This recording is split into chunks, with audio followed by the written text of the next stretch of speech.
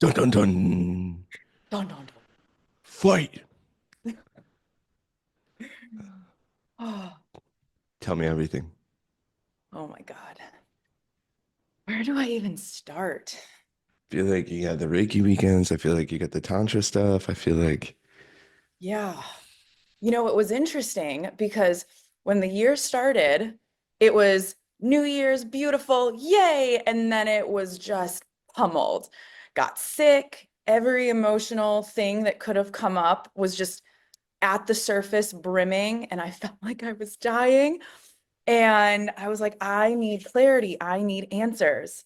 And I started microdosing again. And I was just like asking every single day. I was like, show me, guide me, fill, like help me figure out what this emptiness needs to be filled. Like, what is my soul seeking?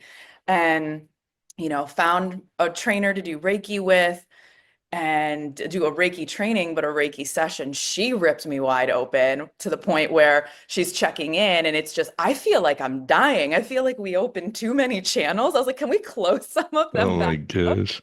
Um, but it felt like a reemergence into my own inner underworld where, I spent all last summer diving into that. You remember, you held me so much in Hmm. that and reconnecting with Persephone. And I put her back on my altar. I readjusted my altar to all earth elements. And I was like, okay, it's not as bad as it was before, but there's more for me to be taught. There's more for me to listen and surrender. So, did my Reiki training, kept, tiptoeing into these different things that were asking of me to remember, essentially, and not just Mm. in the power of presence of how I want each day of my life to be, but what am I supposed to serve? Like, how am I supposed to serve more greatly? Mm. But what is where am I being led? What is the message? And I've kind of started to break up each month like it's its own year. Like every month has an intention, every month has a lesson or a word. And I'm like, let's deepen into that. Like, let's go and see how much I can uncover. So I had my first ever Tantra session, um, which is pretty gnarly in and of itself. And I think that there's this negative connotation that people hold with Tantra because it falls in the many different taboo words or categories that society, our American society especially, holds deep judgment around what is safe and allowable to be expression. So I connected with someone that my friend introduced me to, which is hysterical because she didn't even know that I was seeking like a deeper connection to myself and a deeper healing. And she sends me this guy's Instagram page one day. I'm like, how did she know? I was like, thank you. And followed him for a while and had a discovery call with him. And we really just dove into the conversation around why is this even a work that interests you? And Mm. what's your relationship with yourself in and around your sensuality, your sexuality? And, I shared with him some of my past experiences, traumas I've been through, my struggles with the masculine, but also this deep desire I have to reconnect to my feminine, to be able to show up and be more confident, to be more, I don't want to use the word desirable, but like sexual in the way that there's a charge, that when you Mm. walk into the room, it's magnetic and you're just vibrating at this frequency that, you can catch someone's attention or someone can, say, okay, that's nice and walk away from you, but there's nothing that you take personally because there's this embodiment that you just Mm. carry constantly. And I'm like, I want to remember that part of myself. I want to go back before the shitty boyfriend broke my heart, before this person did something that I did not ask for or consent to or want, to release feelings of betrayal and allow myself to just let go and then Mm. reawaken.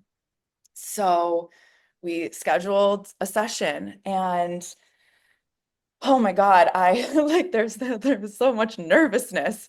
Um, because I had no idea what I was walking into, right? Like we Do you have know what the practice was? like what it was beforehand. Yeah.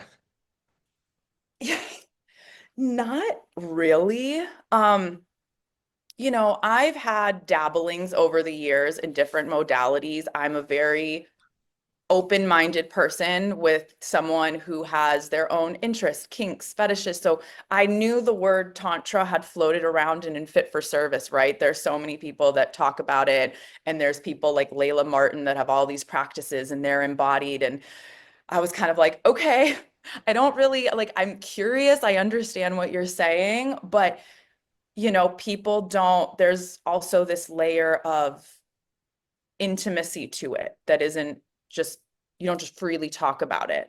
Um, so I didn't know what the practices were going to be fully, but the way he shared it was, there's going to be this ability to reconnect with yourself through different conversations, breath, and practices that we would do together that would allow sort of that memory, because the body holds the memories and the traumas, to then be able to tap into those crunchier places, to remember, to alchemize it, and then however your body chooses to purge it, which is crying, screaming, laughing, whatever you want it to be. And there is this release. And then it's Mm, just, ooh, like, okay, mm, all right, I'm ready. Like, what's next? I'm wow. ready. Wow. Did you get that release So, or a release?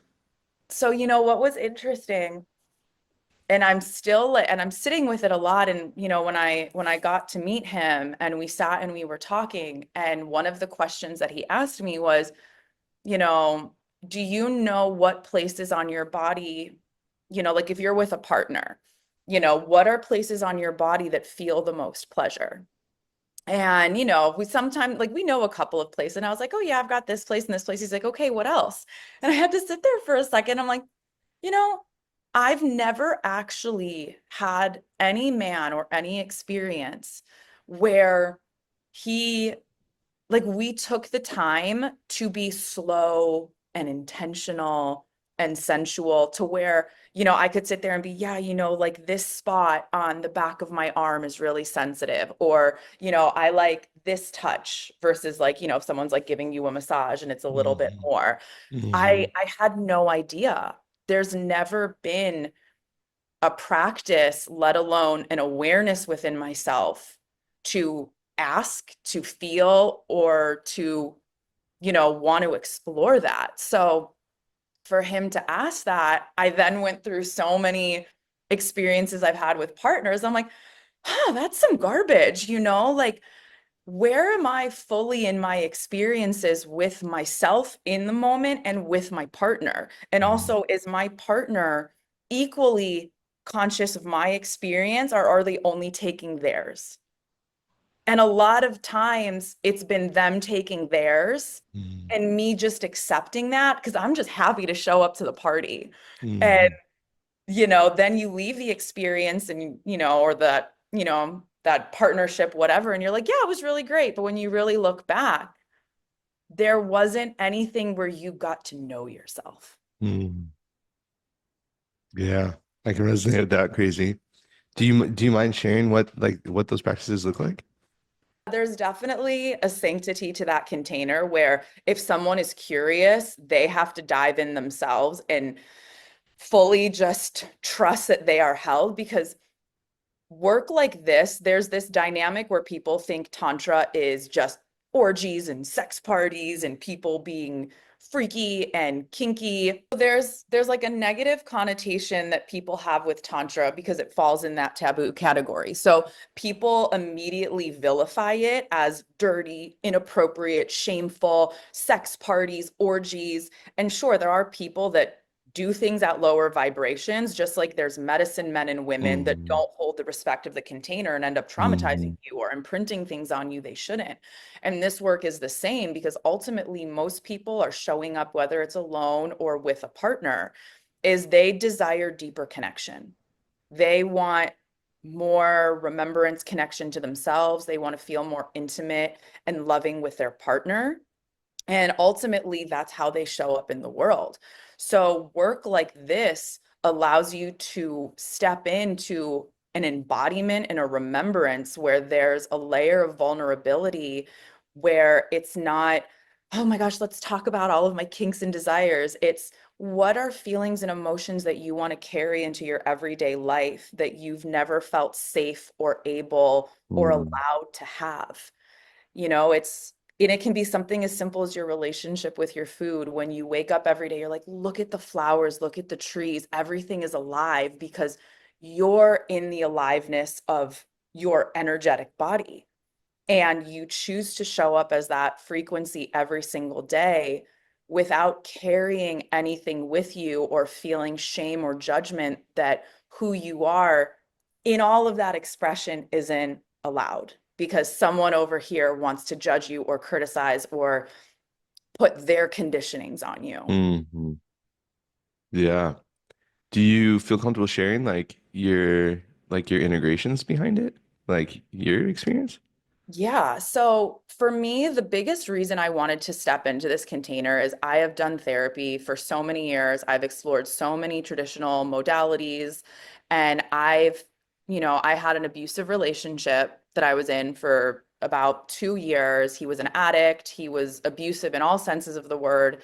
And he was very critical of my desire to have, physical affection, even if it's just holding his hand. I was constantly rejected and shamed for just desiring the little bits of love. And then in a separate occasion, being sexually assaulted by somebody and that imprint that it carried. And I never shared that experience. I never went to the police. I never allowed myself to come forward. I buried it deep and I pretended to be okay because, there's this shame of, am I going to be believed? Did this really even happen? Maybe I shouldn't have been here or there. There's all of these things, especially when you're young. Nobody really teaches you or tells you how to feel safe after a situation has happened. Um, Mm, so there's this internalization and it just buries, you lock it, the box is there, you forget about it. And then over time, it's waiting and waiting and waiting to emerge. And I've been sitting at that precipice of it trying to emerge because I want to move forward in my life so open to love, to friendships, to trusting. Like my heart is a bleeding heart, but it's also very, it's very scarred. And I don't want to focus on the scars. I know that they're always there, but I don't want them to be front and center where I'm like, look at this. Look at what this person did to me. Feel sad for me. This is why I am the way I am. And it's like, okay, but I don't want that to be the identifying factor. mm, So going into a space like that, I was like, I've talked this until I'm blue in the face. And most people, after they've gone through an experience, everyone's always like, oh my gosh, I'm so sorry. And we're like, it's okay, it's fine, it's not a big deal. I'm okay. Because we can talk about it. We don't mm, have a visceral reaction, but it's there. We've just never had the capacity to explore the depths of those emotions freely and safely. So I knew that I had to tap into those parts of myself because in order for me to live embodied and live fully into the life I know I deserve, that I can see that I'm grabbing at, I have to allow myself to surrender to all of those parts first because my conscious mind is intercepting constantly. So being able to come into a space and just allow my shame, my body's places where it's holding that pain, to talk about it, to feel it, and just be in that state of, how can you alchemize this? How can you allow yourself to shift this energy to where you're in your body safely again without feeling pain? And it's intense work, and I don't care what anybody has to say about it, and maybe their experience, was with the wrong person. But in my time with him, There was so many beautiful high moments, and then there was those instantaneous moments where all I felt was shame in my body. And I think women especially struggle with feeling that they have a right to own their pleasure, that they Mm-hmm. have a right to own their bodies and love their bodies exactly as they are, and to ask for what they desire, you know? And I think once we start to communicate that more, then we walk into our lives more embodied, because we don't feel this is closed off, because we're so connected that the ask is second nature, like breathing. So, leaving that experience, I was able to vocalize everything in that moment. You know, like his whole thing was, I want you to constantly be aware and talking. And, you know, don't be afraid of whatever emotions come up. Let's talk about those emotions. Let's talk about what you're feeling. Like this is the space to do it. There's nobody here to try to rush you through it or judge you or shame you, Mm-hmm. because it's all beautiful. And in the integration, you know, it's you leave very vulnerable, because you're just like, oh my God, all of these layers that I've never had, you know, permission to love are now very exposed. But also, you feel so connected to yourself that it's this remembrance of like, oh yeah, like there you are. Now, what are you going to do? And so him and we communicated every day. You know, he's just checking in. And I was like, some days I was really energized, some days I was really low, some days I was really angry because my body was moving through so much remembrance, and I just gave myself permission. And the biggest dance I've been doing with myself since is, what is my own, I guess, how am I balancing the scales and understanding, like in each situation, we're presented an opportunity, and each situation is asking something different of us. And sometimes it's asking many things. So, how do I blend perfectly? Where is my submission and where is my surrender? And when do moments call for both? Because for me, working with those two definitions feels very different, because we know that in order to fully be in life and trust that it's holding us, we have to surrender to a power greater than ourselves, to know that we are always going to be supported and held, even if in the moment it doesn't make sense and we might have to wait a long time. We surrender into the unknown, but that it's going to lovingly hold us. And then there's this relationship with submission where it's, say this without it being inappropriate. Mm-hmm. Mm.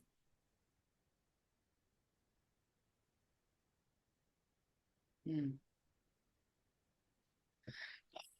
And maybe I'm still working with it, but I think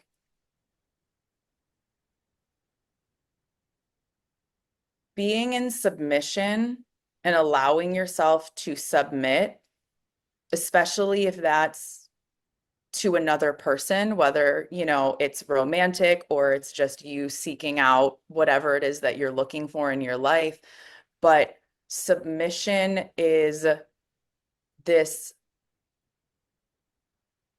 unwavering desire to allow yourself to expand into places that you've never felt were allowed or welcomed before, but are that calling in your body, to where it's that like spark between your legs, or it's that pulse in your heart that like calls you forward into a moment, or that goose pimple feeling you get when like something feels good or someone says something and you're like, wait, what is that? I'm curious. And you just allow yourself to submit to that feeling, to that emotion, and to that experience.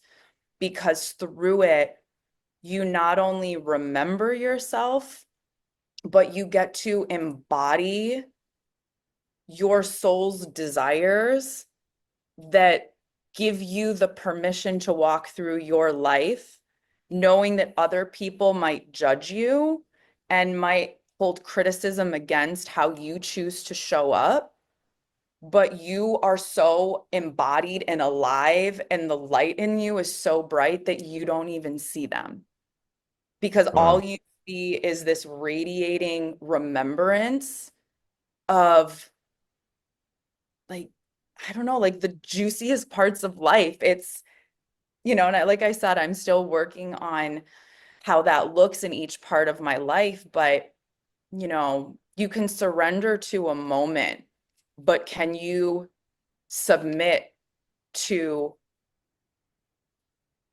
like, all that the universe has for you, and that, Christ consciousness, whatever you want to call it, like, can you submit to all that is the infinite Mm. pleasure of life? Mm. It's so powerful. Yeah, it's like resonating with me too when I'm doing reflection. It's like the submission. Like obviously we chatted about your eye ceremony and your integration behind that. What were the P's? Remind me of those.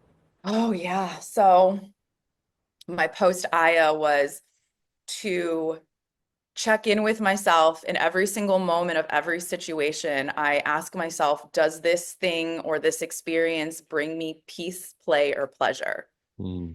And if it doesn't, I don't do it. Obviously, there are certain things within work where we're like, this doesn't bring me any of that, but you know that it's supporting you towards something more that you're working towards or building for. Mm. But it's allowed me to really check in with my body and say, does this feel good? If it brings me even one of those P's, I'm like, amazing. If it brings me more, I'm like, woohoo, like we're through the roof. But what I realized in that subtle exploration is that if you practice that every single day and you embody even just one of them at one point, even if it's taking yourself for a walk or sitting at a park or, you know, taking a bath, then your vibrational frequency is raised because we spend so much time worrying, overthinking, stressing in these lower frequencies, and we wonder why so many things are happening for, like, to us, against us. Why is this not working in my favor? Why are all of these things keep happening? And it's like, well, if you look at your life, how many things are you doing that aren't in alignment with that bring you alive? And if Mm. you focus on those things, then your vibrational frequency stays high, so that not only do you know when something is out of resonance and you know not to do that, go there, or anything like that, but you also can never go too low. You can never fall into a deep depression. You can never get lost in your anxiety because your frequency doesn't allow it, because your life is radiating up here. And then all of a sudden, doors are opening, experiences are happening, synchronicities and signs are everywhere. And you're like, oh my God, everything's happening. And it's like, well, no, duh, it's always been happening. Your awareness, your connection to your body was just not synced. Now that you're synced, you can see it. You can remember, you can feel it. And the universe is like, thank you. Finally, now I can start giving you the things because you wouldn't have appreciated it before. Mm. I think that was for me. I think that clip was for me. Thank you. Shoot that arrow. Yeah. Yeah. Yeah, it's interesting. Obviously, we chat about like my relationship with struggle and so forth, and then it's very much so I've been in that mindset of just like, why is this all happening? It's chaos. Like when it rains, it pours, all this kind of things. And it's just like, obviously gratitude being a cheat code, presence being a cheat code to get back to your higher vibration and check in. But it's interesting with the previous relationship to struggle because it's like, what about peace, play, and pleasure to raise your vibration, right? Yeah. I mean, and it's really that simple, right? We Mhm. overcomplicate. I think where I feel the resonance of why peace, play, and pleasure came to me last summer with Aya and my struggles that I was in, is I was so consumed in my 3D experience, my physical pain that was happening, the struggles with money being stolen from me, shitty people popping into my sphere, and I was drowning in it.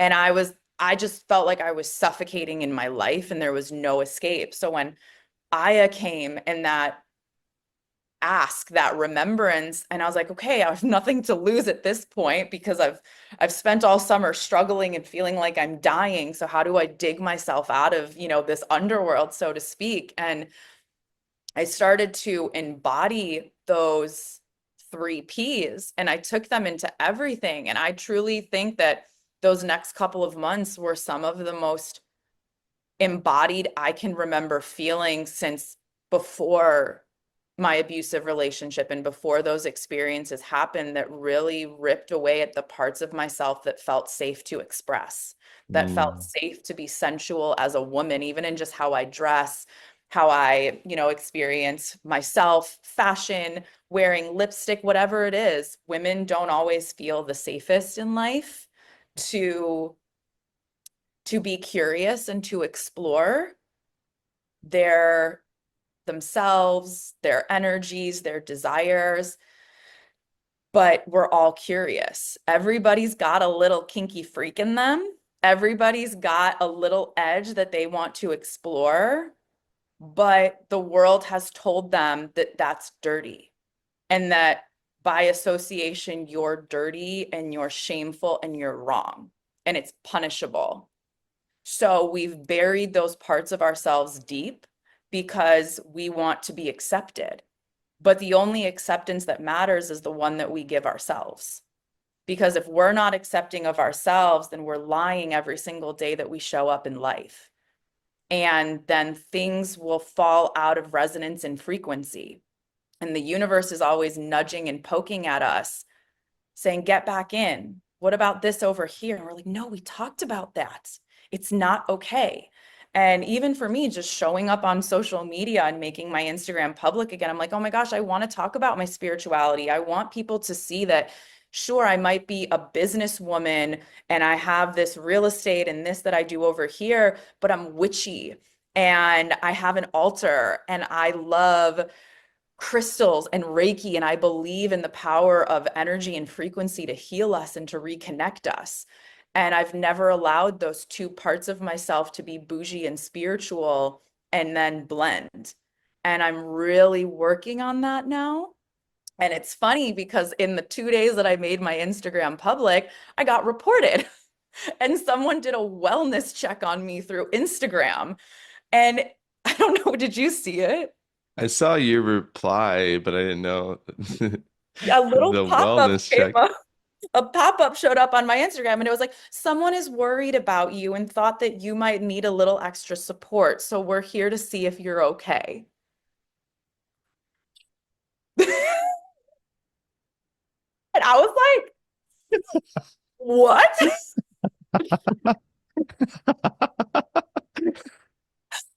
I was like, I barely had my Instagram public for 48 hours, Tyler. And all I did was very subtly just talk about like, hey, I did this Tantra thing. Hey, I'm spiritual. Hey, here's pictures of my altar.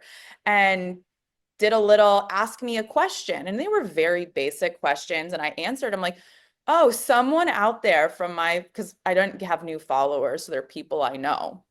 And, all I could do was just like respond back and send them a little love. And I'm like, oh, you're triggered because you're curious. And I'm like, okay, if that's what it takes, because I don't know what you're over there doing now. Maybe you're going to go do some research. Maybe you really want to ask me, like, hey, who was your Tantra teacher? Like, can I follow their Instagram? Maybe I need to do a discovery call.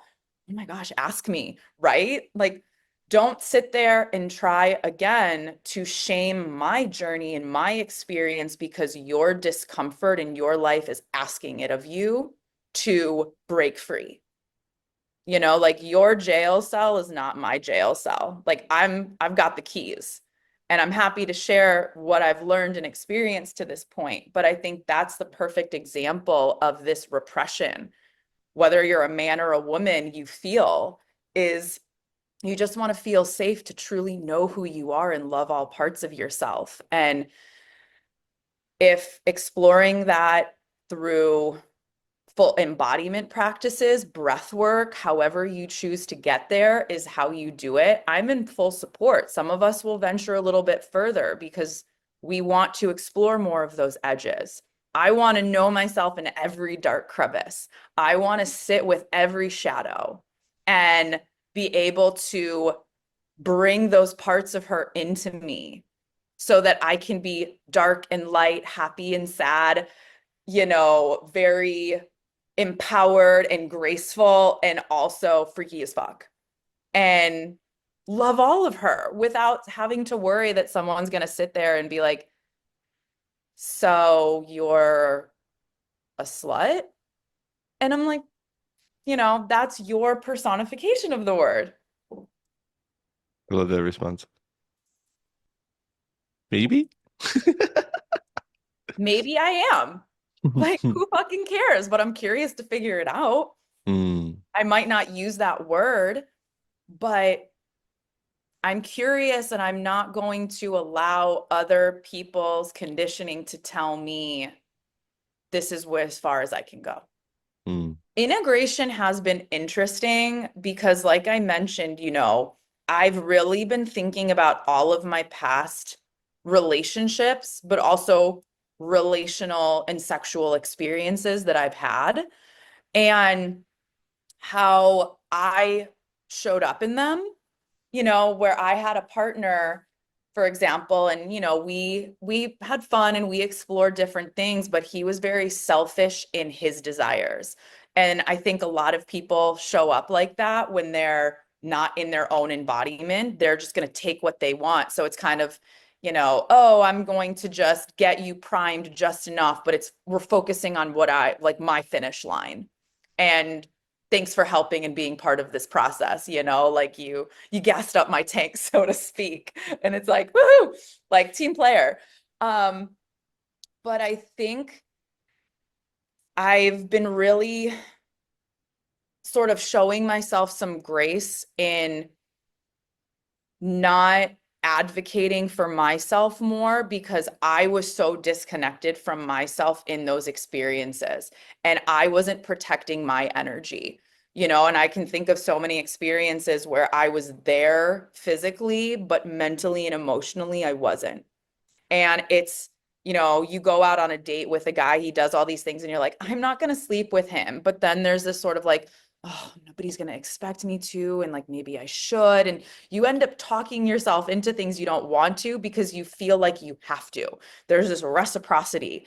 And then you leave it feeling dirty or gross or that they took advantage of you. And it's like, they didn't do or take anything from you that you didn't willingly give, even though you're judging yourself for it later. Those are, in my opinion, two separate things because you're not walking in your embodiment and you're not speaking your truth and your desires. So I've really had to reckon with a lot of those experiences where I put so much of the blame on them. They leached their energy, they did this, they did that. Yeah, but I participated. I allowed, I chose, but I didn't protect myself. And I'm not saying because they were hurting me, but my energy was not to me. And now I get to show up, whether it's in, talking to guys on dating apps or just how I want to be treated. And I'm quicker now to just be like, ick, no embodiment, gross, be gone. Because I don't want to waste my time because I'm in this zippity zap, sort of elevated connection point with myself. And I'm like, I don't want any experiences or any people that aren't helping me learn myself more. Because mm, if I'm going to be with an embodied partner, then I have to make sure that I'm not making excuses or shortcuts or saying, well, they have this, but they're lacking this. And people say, don't have expectations. I'm like, an expectation is a standard.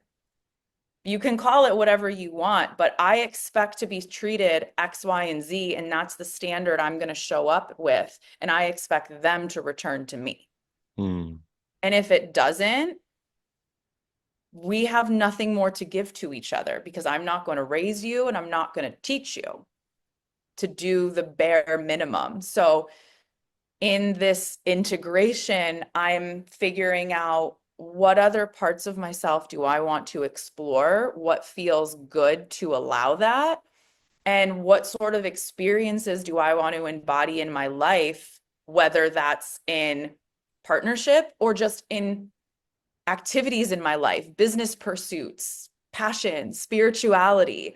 Like, what gives me that tingly feeling every single day that I'm like, rip the box wide open, be uncomfortable, and let's talk about it. Like I love people's discomfort. I love their rock bottom. I love knowing that because I'm like, there you are. I've been waiting for you. Now we can start. Mm, come on with it, dude. There's a reason why I'm not supposed to be talking today. I was talking to my business partner, and he was asking me a little bit, how do you feel? And I shared with him a little bit about it. And he started to think about even his own past relationships. And he's like, there's a lot of times, especially when you've been with your partner for a while, you get into this ruddy routine and you're not connected with your partner. There's pieces that over time you get a little lazy, you're not romancing one another, you're not seducing each other. You're kind of like, it's Tuesday. Should we? And then you do it and then you get right back into your other thing. And there's this there's this reference point of how can you show up with empty presence to being able to just see them, feel them, connect with them, be slow, be seductive. And there's times where it's great to just like quick, fast, hard, and like that's what you want. And then it's how well do you truly know your partner? How do you take time to get to know them, to explore them, to listen? And that's listening with your ears, but also listening with your hands, how their body is moving, how they're enjoying and experience just your touch, and then what their response is doing to you. Because it's such a, there's so many times where you can be just receiving and the person who's giving feels like they got everything because your pleasure is their pleasure. Your Mhm. happiness is their happiness. But people forget to be present. They treat it like it's another job and another thing to check off of the list so that they can go back to the other things. But in reality, this is the piece that needs your attention. It needs your curiosity. Because if you're not curious and you're not connected, then you're not connected in the other parts of your life. You're not showing up embodied and sparked up and supercharged with energy and ideas and passion. Because if you're not passionate with yourself and your partner, how are you going to be passionate for your business, for your pursuits? They have to connect. And I think if a lot of people looked at how they are, and if you're single, right? How is your relationship with your body? How do you explore pleasure with yourself to allow then that energy to transmit and go outwards into building and creating the most magical and erotic and sensual life that's juicy in the sense of every day you wake up and you're like, holy crap, I get to do this every single day. How lucky am I? I'm so fired up because you have such a loving relationship with your body. And then when you start to date or you're in a partnership, you guys have this connection, this dance that you do together where it's you're speaking without words, but the energy is there and it holds you. And then you are just, like that knight going off to battle. Um, but it's in the creation for something amazing. There is no destruction. It's just love. Pew, pew, pew, pew. I Dude, all you do is hit zingers, dude.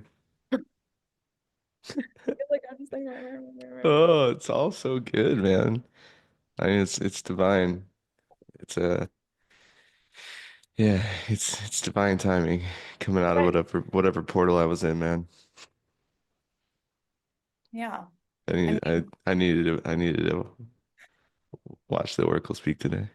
but yeah, I mean, even in like the week that you had and be what? What am I saying? Keep going. Well, yeah, yeah, you know. Just gonna zing it right at you. Yeah. Like you've had a week and it's only Wednesday. But also, I know you don't like that I keep bringing this new partnership up, but you don't even have to talk about this one, but you can even just be in that like reflection of past ones. But, you know, think about your partner's experience when you two are together and how much is she communicating and Hmm. how much are you just assuming and taking? Hmm. Hmm. Yeah. Yeah, it's interesting because like yeah, this is tough. I don't know. I don't want to I love And that line. it doesn't have to Yeah. be a current relationship. Can you remember in any of your partnership experiences, how much were you really listening Yeah. to your partner? Yeah. Yeah, it's interesting. Like the thing that stood out is the submission part is what stands out for me because mine was a bit more flipped. Like previous sexual encounters and so forth. It was all about like validation and giving and giving and giving. And it was like it was more always more about their experience out of ego and so forth. Like to provide like it was doing something for my validation on how much I served and so forth, rather than the submission part and to receive has been a huge ceremony. It's been exciting, obviously over the past few months, but it was interesting because it's kind of the flip. Even when we were at Fit for Service and we had that Layla Martin workshop, I remember going into that and there was a couple guys in the house that were, just expressing that they're a little uncomfortable to do it because they feel like they haven't like embodied whatever their lion or, their wolf. And I remember going into that like, wanting to be encouraging and kind of like hold it up for us and so forth. And just that whole experience. I didn't know what to expect, and it was probably the most triggering workshop of the whole weekend for me in my previous, you know, religious trauma and so forth. But how beautiful that was to where it was, everybody in their own experience, but the shares afterwards, I don't know if you remember some of the shares and I don't know. I keep getting stuck here if it's gonna go public, but talking to you as a friend, like even that woman that got on stage and she said she was single and like, still a virgin, she never like touched herself and stuff like that. I'm just like, holy smokes, whatever preconceived notion I had around what this work is completely different, especially at that time, when I was just hatching. Yeah, it's interesting because that's been part of like my integration is like knowing my body, right? Whether it's alone, whether it's with a partner, and just being tapped into my intuition. It's not even sexual, it's just that Hmm. intuitive wisdom, Hmm. especially within the feminine, that we are so Hmm. connected to that source energy.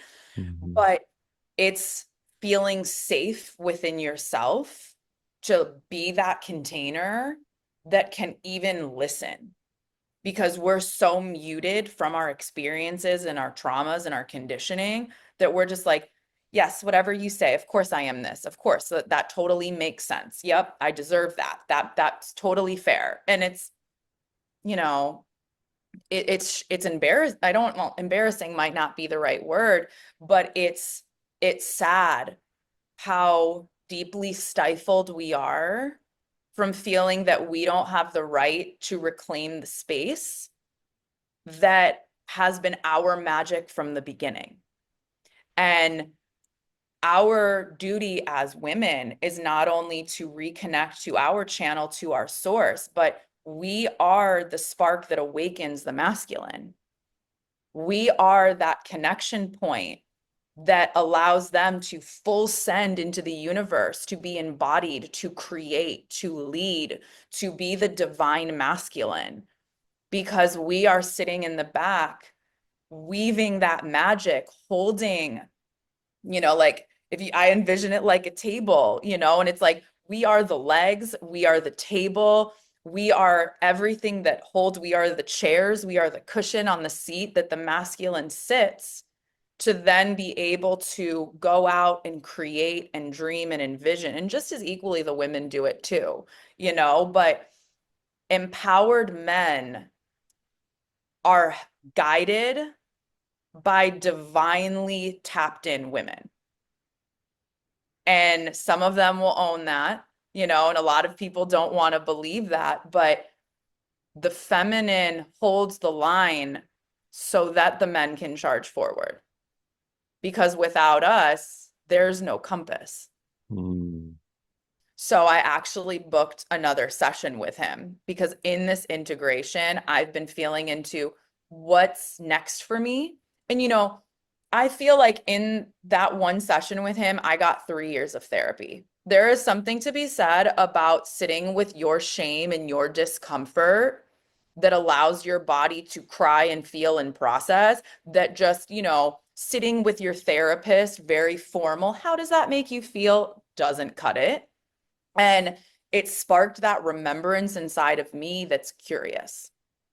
And it's been like, oh, you've always had this curiosity.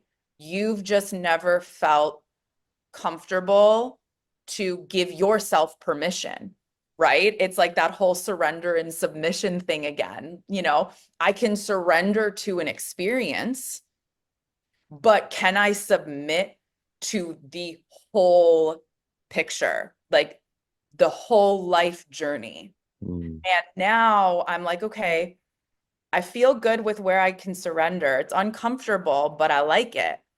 But how deeply can I submit and just be in the presence of listening and feeling and embodying? And it didn't take me long to realize that, you know, through those years of fit for service and all of these other practices and plant medicines, that my connection to my intuition and my knowing has deepened.